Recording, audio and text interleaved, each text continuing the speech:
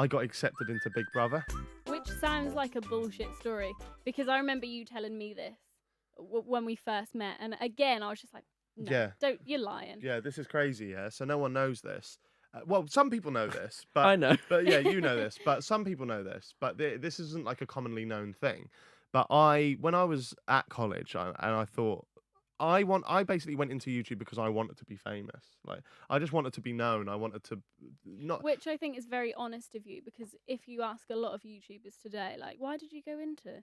Why did you start making videos? They'll go, oh, because I just want to make people happy. Yeah, no one is honest, and they're like, because I wanted to be famous, I wanted to have money. Yeah, there's everything. All TV shows. What happened with Sam Bird? Yeah, going on Love Island. Well, he's fame hungry as they come, but he'll tell you that. Yeah, like he'll be honest about it. Yeah, he would suck the dick of the devil if it gave him if it ejaculated fame into the back of his throat. Do you know what I mean? Like, oh my god, how long have you been saving that little analogy for? I just thought of it, but I'm always thinking of the devil's dick. It's weird. That's not going to be. I'm going to copyright that trademark. It's quite good. So you were accepted to go on to Big Brother. Yeah. Because that's the thing I just want to say before I move on. I wanted to be famous, right? And I'm completely not that way inclined now. And I wasn't bothered about money. Like, I've never, which sounds mental. I love money. If you want to give me money, great. Who doesn't love money? But like Bobby Mister said, one of the only things I do agree with him on is money is freedom. Money is freedom. Yeah. And I love freedom, right? And that's proven in the fact that I can't, well, I could, but I don't work hard. I don't work. I don't do hard labor for a job. I don't want to. I don't want to get up. And that's why back in the day, I'd look at people that work hard and do proper jobs and almost think, look at them. Do you know what I mean? They're like as if they're nothing. Yeah. Now I look at them people as if they're everything, because they can do. You get up every morning while I'm still in bed, right? And so do you, Stevie. And you work 12 hours a day. And no, I admire that because I'm too lazy to do that. So where I'll put myself down and say that, I'm clever enough that I've found avenues around having to do that for a living. I think a lot of people would rather have your life. For sure, and I don't take it for granted, and I am very, very lucky. But without wanting to run the risk of coming across like Bobby Mister, I don't care for money. I just care for having a life that I enjoy. Money comes with it, great, but that was never why I did it. So I went into Big Brother because I thought, I want to be famous, and I'm going to go in there, and I don't want to go in there and be like, it's me, it's all about me, but I'm going to subtly make it about me. So I am going to go. You had a game plan, right? Yeah, I'm going to be the most vindictive, cheating, obscure, weird guy that you'll ever meet. And not physically weird, but mentally a bit strange. Do you know what I mean? A little bit physically weird. Yeah, yeah, true. All the piercings and that. The jaw. Yeah, cheers, Stevie. So I what people don't know is when you go into Big Brother, before Big Brother goes on TV, they do a week's trial with actual people that apply through the traditional means. So I applied at Wembley. I went to the open day like every single other person there. Frankie Koza was there. There was lots and lots of people, and I went through the audition process. And then after I got accepted, they said, you're through to the next stage. There was so many phases. It was like getting into fucking Fort Knox or something like that, right? So it was like or Guantanamo Bay or something. I can't believe how many different processes there were. So I got accepted in, and then I went on to I was in the bath one day and I got a phone call and they went, hi, you've been accepted to the next bit. I was like, fuck me, this is crazy. You need to come to London on this day, go to this Cafe Nero outside Shepherd's Bush, and you will be approached by a woman in a yellow scarf. It sounds ominous. Bullshit. It sounds bullshit, but this happened there. And then they were like, and you need to say the password. And to this day, I remember the password was candy floss. And I was sat there. It's quite an easy one. And it was a scorching hot day. And she come over and she just went, hiya. That was all she said. I went, hello. She was like, hi. So I went, candy floss? She went, come with me. Like that. And she That's so cool. But it kind of like took away a lot of the coolness about it. Because, no, I think that's like, you're a spy. But I'll tell you why. Because everyone in that Cafe Nero got up and come with me, and they were all the other applicants. So it was like, well, we're all here in the same. It's not like you've gone one place to get me, then you've gone to another place. We've all just accumulated in the same place. Do you know what I mean? So anyway, so we had this like open day. Some people went through to the next stage, some people didn't.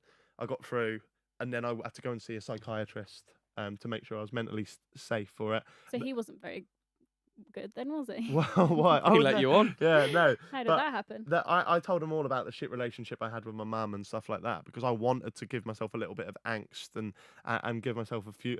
So like an X Factor sub story. Not so much a sob story, but like, look at me, I've got issues, but I'm not like I've got issues, but I'm not fucked up. I am fucked up, but I'm not gonna like burn your house down. Do you know what I mean? Like, so then one day I went back, got a phone call. You've been accepted for Big Brother 2012 or whatever it was. So I was like, wow. And I'd just broken up with my first girlfriend at the time. So you think you're in love when you're 18 or whatever you are. So I was depressed. I thought I was depressed. I wasn't, but I was sad. And so I was like, yeah, cool, let's do that. So it really took my mind off things. And I had to go to London, and I remember that was the first time a taxi ever had my name in the front of their car, like on a bit of paper. So I was like, oh, this is cool. I want a This bit of is this. real. now. Yeah. And then the guy took me, and he took me down to Watford. And I wasn't allowed to tell the taxi driver what I was doing. They'd sent me an email with a specific thing that I had to say to people. Mhm. I went into this hotel Can room. you remember what that thing was? No, it was like I'm doing a video shoot for a music video or something like that. Mhm. And then we went in the Hilton hotel, and they took my phone off me at the door. And they took my laptop if I had one and all that kind of stuff. And I was greeted with a chaperone who was there to basically wait on my every move for every want and need for free. Not every want and need. Like, he didn't just jack me off or anything. But, You tried. yeah. But so I was there for 3 days in the Hilton hotel with no access to the outside world, really. And we just stayed in this hotel. Then one day I had a code name as well. Yeah, so everyone had colours as their name because all the other contestants were staying in this hotel, but you weren't allowed out, so you couldn't see them. So they'd say, yeah, red's next door. You got orange across the way. I was lemon. I felt like I really got the short straw there. They do you know? saw your hair colour. Yeah, probably actually. I didn't think of that. But yeah, so anyway, they on Friday they come and pick me up, and they took me to Elstree Studios where they record it, and I had to sit on the back of this golf buggy. Went all the way through the studio. They went, go up the steps, and you're now entering Big Brother. And I was like, what? Because it's the middle of the day, Mm-hmm. and I'd seen Big Brother. And people went in at night time, didn't they? Like, do you remember With an launch night? audience. With an audience. Yeah. I'm walking up the steps. There's no one there. No one there, right? But Big Brother had a tendency to play weird games, like mind games. Like, sometimes they'd have 2 houses and stuff like that.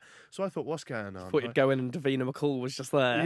Yeah. Oh, mate, I didn't know. So I just thought, right, I've got to do it. I've got to just take this as if it's real. Because for me, it's like the whole my manager thing all over again. You're in too deep by that point. You're there now, going into the Big Brother house. How can this not be real? Like, I Yeah. don't get this. I don't understand it. But as the doors opened, the big eye, there's a guy kneeling down, just hammering in some of the set. So I was like, this is weird. Brilliant. So I walked in.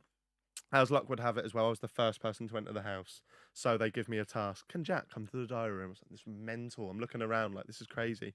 So I went in, and basically my task was, you're now going to be greeted with all of your house. You just look into this little webcam in the wall. But they were like, you're gonna meet all your housemates in a minute, and then you need to nominate 2 of them to be up for eviction on Friday, face to face. I was like, great, let's have it, because I wanted to cause friction and stuff. So I did that. But me and my dad, when we used to watch Big Brother when I was little, yeah, my dad come up with this good concept of what he was going to do. Do you remember Golden Balls? Yeah. Do you remember when the guy said he was going to steal? Split or steal, yeah. But then he split. Yeah, the best one. That was great, because that really He went lit- against the codes and conventions. Yeah, of he said that he Yeah. show. promised to steal, Yeah. and then The guy ended was like, up- why didn't you just split it with me then? Wasn't he? He was like, yeah, and he was like, I'm gonna steal just to give myself kind of security, and then I'll half it with you afterwards. Yeah, and then they revealed it, but he actually had split, hadn't he? So then, so my dad come up with this concept for Big Brother, and I said, if I ever go in there, I'm going to do that, and I done it, right? And little did I know, just to jump the gun a bit before I go back to the story, because I know the podcast's getting on a bit now, but I thought this could be being broadcast, and they've told us it's not being broadcast, and that's Oh, the so thing. They say that it's not being recorded, but it actually is. Because Big Brother had gotten to that point where people were playing up to the camera Yeah, now. yeah. So how about if we tell them they're not? So I thought maybe I'm out here to the world. Like, I don't know. So I played it exactly how I wanted to play it had I actually been on a proper broadcast show.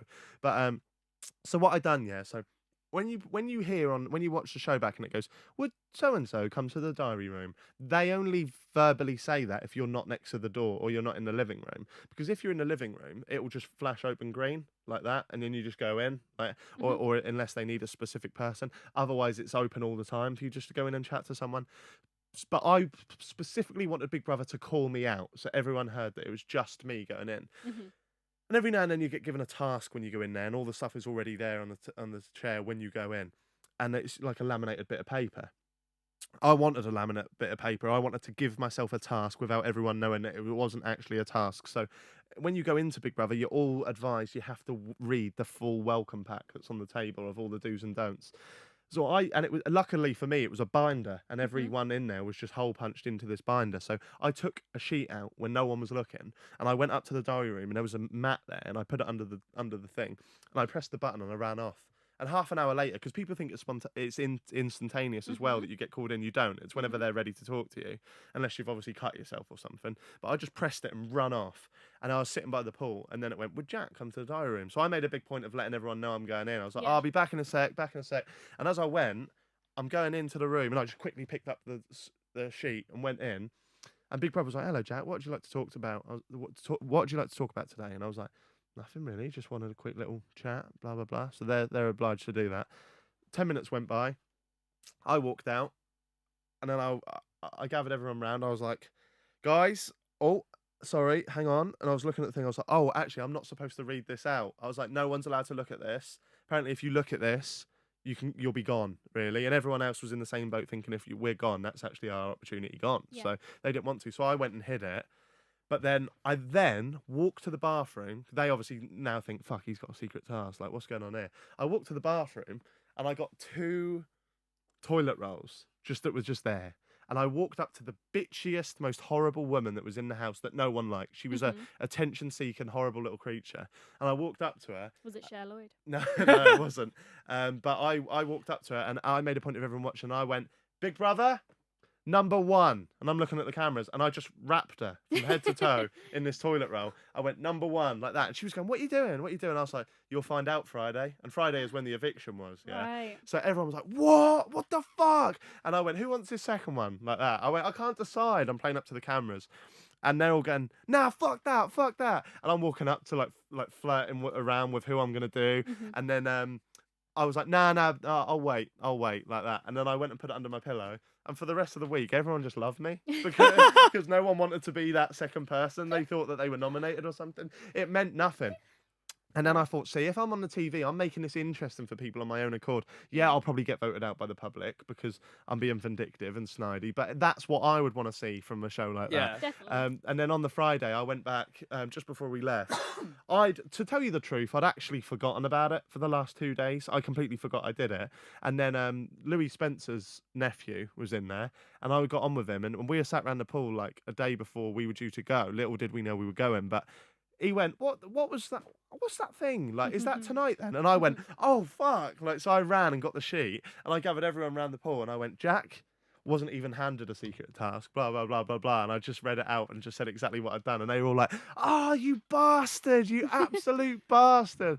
Well, a couple of people then didn't like me from that moment on because they were like, you're just a lying little snide. But I didn't really care. The game, isn't it? The power was in my hands. But yeah. But it's funny because then when I did my first interview with Ricky Gervais, he started slagging off people that go on Big Brother. And he's like, people do anything to be famous. I was like, yeah, who would God. do that? Tell me about it, Rick. Oh, too much. But you weren't on the real Big Brother anyway. You were a guinea pig. Yeah, that's what it turned out to be. It was a guinea pig thing. So basically, at the end, we had an executive producer. We had a meeting with the executive producer, and we had to give the goods and the high points and the low points of the house, what worked, what didn't. And then they made them changes before the launch that was later on to be 2 weeks. So you didn't know you were the guinea pig? We found out from that moment that we were a guinea pig, and that was guttering because you thought, oh, I've just done this whole week for nothing. But looking back on it, are you glad that you didn't go in? 100% the best thing that could have ever happened because I got to experience it. Yeah. But I didn't have to be fame. I was fame hungry, but later on I didn't seem like that because I'm not.